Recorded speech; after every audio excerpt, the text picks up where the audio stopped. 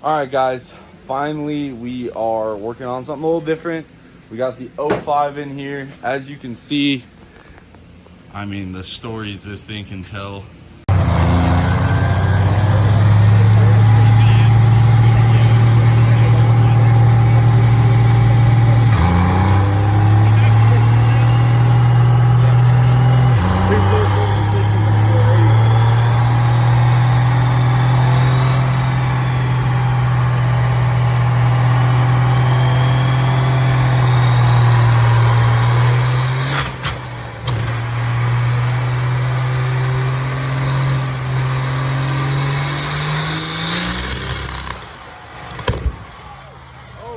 Was neglected so long, it got like a flat tire. Had to pump it up, get it in the shop. So we are going to start the teardown. We had a catastrophic engine failure at King of the Street, which is an event out in Ohio. I highly recommend it. I had a blast going back next year. So we're gonna go ahead, just start taking it apart. Basically, our goal is to get the engine out so we can push this thing out, hose it all off so it's clean for the new engine. Yeah, there's like 2 head studs in it. We got to get the injector sent out to Dynamite Diesel, a few things cleaned up. Oh man, this truck, I've lost a lot of sleep, a lot of money, a lot of time, but I do love it and I love this sport, and we're gonna give 2021 a shot, see how we do. We got a new power plant, working with the guys over in Ohio at D&J Precision Machine. We're getting fixed up with an enforcer. Details are still getting worked out on that, but we're gonna go ahead, get this engine pulled out. The tranny actually was fine, so you don't have to worry about the trans. We don't have to worry about the axles. For those that haven't seen it, we have some upgrades. We're gonna get rid of the water meth. We don't need that anymore. We have our nitrous bracket, our battery, all of the axles, sled pulling stuff. It's locked. All that's taken care of. So realistically, the only thing we have to do this year is going to be a engine and probably a new turbo setup. Here's the inside. We have our AEM data logger, which we're going to be replacing the dash with this because we're going to go to an 849 ECM. Shad did our cage just before KOS. I think he did a really good job. So a lot less work this year in the off season than last year. All we got to do, engine ECM swap, and we should be good to go. So I just figured I'd mix up the content for you guys here, and we'll get ripping this out. Pretty easy on this truck. Take the bumper off, disconnect the AC, move it over here, intercooler, radiator, this cross member here, and then I'll show you guys what I've done on the lower cross member to get this in and out really easy. And then because I'm doing this by myself, I'll go ahead, pull the valve cover off, injectors off, pull the head off, and then I'll pull the short block out all in one piece. Okay, so we got our intercooler and bumper off. We run the On3 intercooler, and then we have the Vibrant Van Gens on both pipes. This is the cold side, and then this is the hot side right here with all of our nitrous lines. We inject all of our nitrous pre-intercooler. If you guys look, there was a bunch of residue inside, so we're gonna have to clean this side out, but luckily it doesn't look like it made it all the way through. And this is what I mean about the AC. We just let it dangle. Then from here, we're gonna go ahead, remove the power steering cooler, which is that one down there. We'll get this top cross mount out of the way. And then on this, I'll show you guys how I pull it out. I basically cut mine so it makes it easier to come in and out. And we'll have to cut all the wiring off of our electric fan setup. I'm sure I'll get this question. I don't like electric fans in a truck. You're gonna drive all the time. They don't work very well, especially if you're towing. But in racing applications, they actually work really good. That's why we went with the flex light. So you can see our radiator fan setup. This is just a stock radiator with the flex light fans. Here's our overflow bottle. I just went with something that was really simple. Simple usually doesn't let you down. And here you can see the front end. Now, I put one bolt from the bottom, top, and then basically you just snotch like that, and it comes up and out. Basically you cut some of it off here, one bolt hole to be exact, leaves about an inch, and then this is pretty ugly, but I basically just notch this one, and then this one is left alone. I will say, when working on this thing, if we got to go in pretty deep, the intercooler radiator front bumper setup takes about 15 minutes, and then this is so much easier to work on. All right, so moving along, got the water pump. That looked nice. By the way, there is a hole in this block, so just FYI. Coolant hose is off. Got our generic intake horn, and if you guys look right here, we're already finding pieces of aluminum in the intake shelf. Sick. And here's our generic intake horn. Not sure what brand that is. And oh, we got our power steering pump.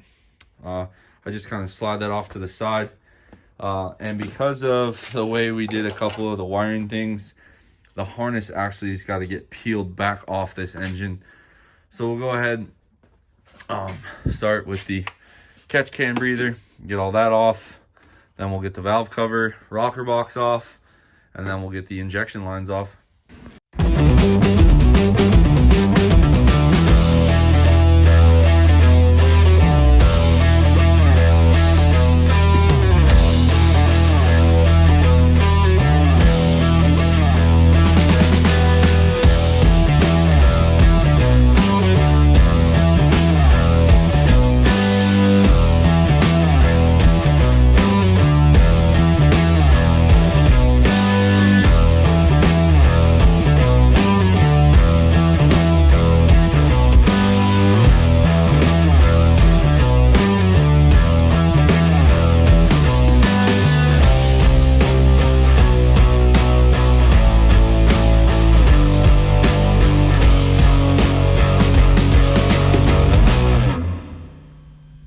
Now, obviously, as you guys can see, this had already been taken apart at the event. That's why there's only like 2 head studs and push rods are gone. From here, we'll just get the rail removed. I think we were full sendy on the rail, so I'll have to get a wrench to get that off. And then we're gonna pull the injectors out so we can get those sent to DDP to get them fixed. Go ahead and start working on that. Now, take the rail off. This is one of the DDP modified rails with a shimmed relief polished lines. Now all we gotta do, pull the connecting tubes out, which I've gone over in an earlier video, and the injectors. So I'm gonna go ahead and get those popped out for you guys. And then after that, we should be ready to pull the head off. Yeah, should be ready. So we got our injectors out. They look pretty rough. Shout out to Manton Valve Springs though. We've had these all season, never had an issue with them. And here are our injectors. As you guys can see, they took some serious piston material. So we'll send these out to DDP, probably just get them fixed, and then ultimately probably unload these, since our new engine does not have wide bowls. It's a narrow bowl, and we already have those injectors. So probably get these fixed and then sell them to somebody that's got wide bowls.